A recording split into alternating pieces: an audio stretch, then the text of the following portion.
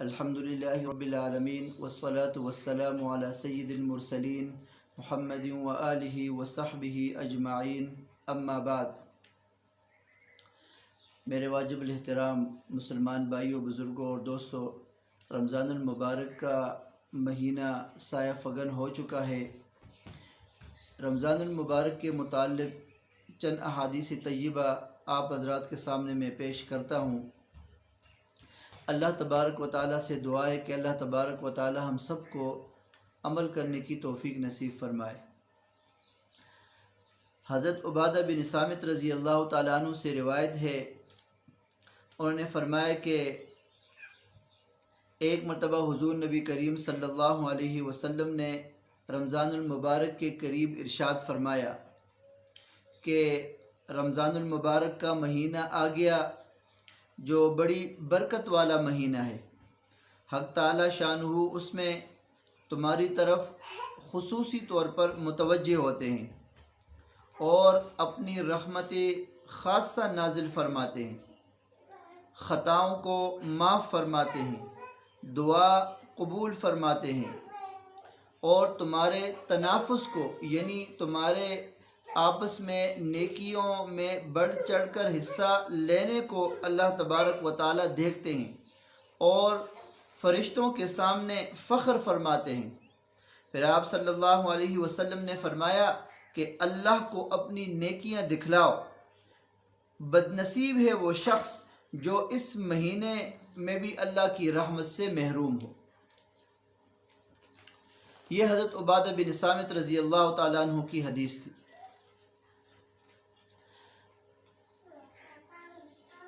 اور حضرت ابو سعید خدری رضی اللہ تعالیٰ عنہ سے روایت ہے،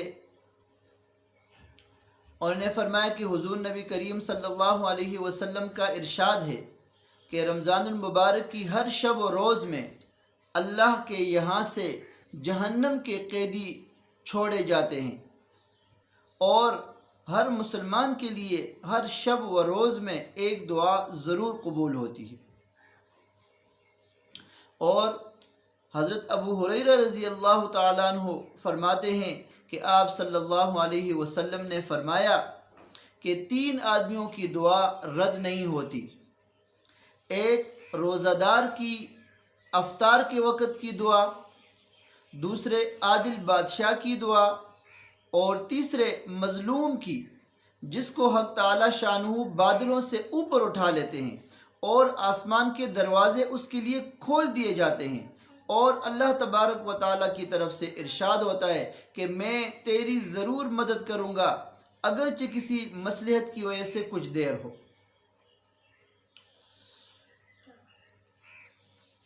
یہ رمضان المبارک کی خصوصیات ہے میرے دوستو۔